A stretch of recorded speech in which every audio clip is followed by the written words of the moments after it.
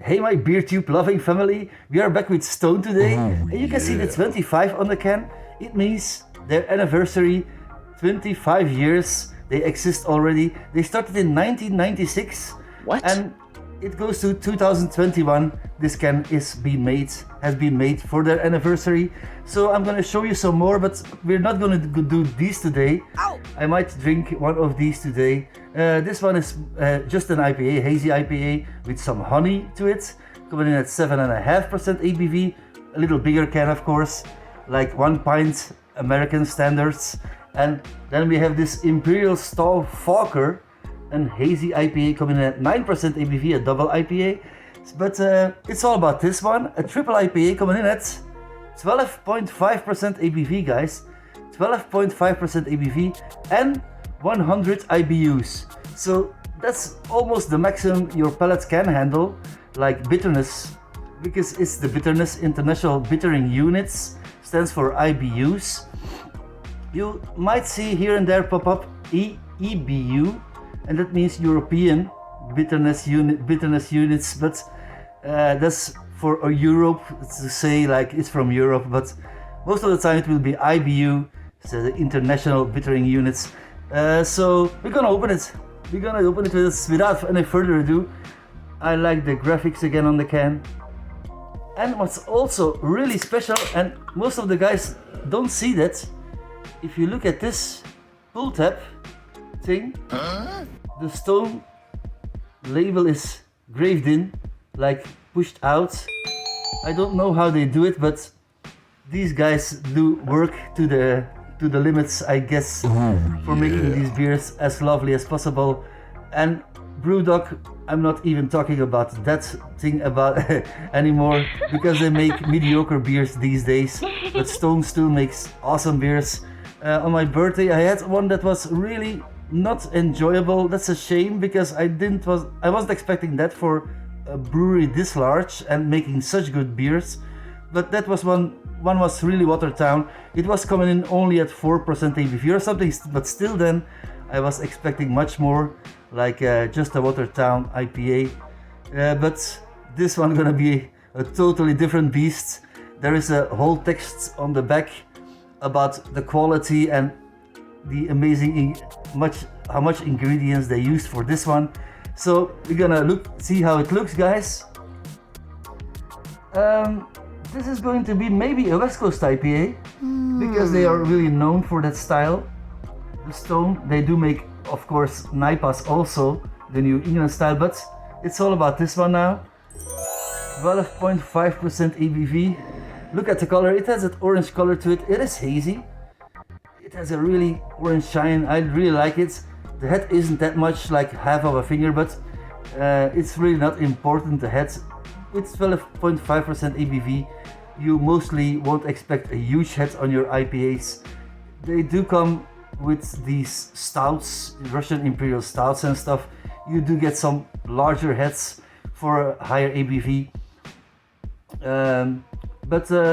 Yeah, we're gonna try it. I'm gonna try it first on the nose, of course, like always. Cheers, guys. This smells really tropical, orangey, your grapefruits, your pineapple, but it smells also boozy and really bitter. So what do you expect with 100 IBUs? I'm not afraid of 100 IBUs. I tried one, I told you in a review before also, I tried the Mikkeller one. They don't make it anymore, but that was the 1000 IBU one. Oh and my was, god. Actually, it's 1000 IBUs in that beer. You couldn't taste it, of course. It was the maximum your palate could handle. This one gonna be also like that, like almost the maximum your palate can handle, bitterness wise. And the bitterness will linger, like hanging a long time on your palate. It will sting there, it will stay there, like minutes after you have your first sip of this one. That's the thing I know, of course, in the meantime. So we're gonna try it. Cheers, guys.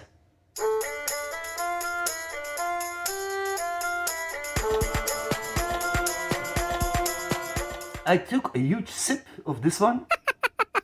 It's amazing. It's so full in taste. It is warming. You get that booziness, but it's so tropical it does have those piney things again, but also that orangey, the grapefruit, the melon, and the bitterness is staying. Like I told you, it's hanging here. It won't go away like within 1 or 2 minutes. But that's an awesome thing. I like these very bitter beers. It's beautifully made. I'm guessing there will be loads of hop in this one. That's for sure. I don't know what hops they used for this one, but I think it will be like different ones, and then maybe to do some dry hop, because with these higher ABV beers, you do need, of course, more grains, more malt base, maybe a little bit more oats, but because it's thick and rather creamy, and then to get that hoppiness in these like boozy IPAs, triple IPAs, it's much harder. So you got to use more hops to get the hop notes more coming to the surface and tasting them very well, of course. I'm gonna rate this. It is an amazing one.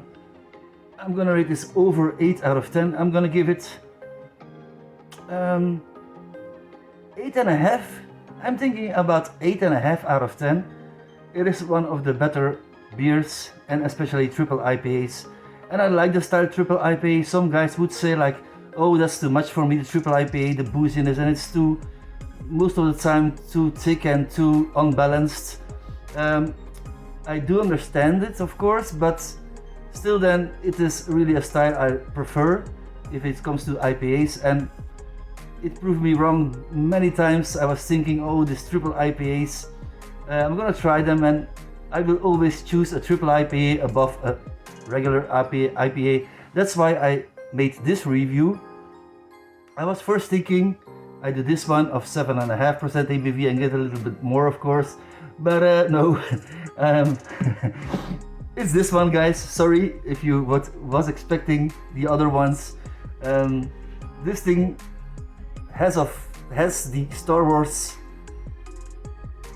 label to it, for the name only, I think, and then the galaxy around it. But it's also an awesome thing, and coming in at 9% ABV, this one is going to be also, I think, damn good, the 9% ABV one. And I have 2 more bottles of Stone in my car, still in my car, but we're gonna round it up because I keep on rambling, how do you call it? Thanks for watching, guys. Don't forget, a beer day keeps Dr. Ray. Cheers.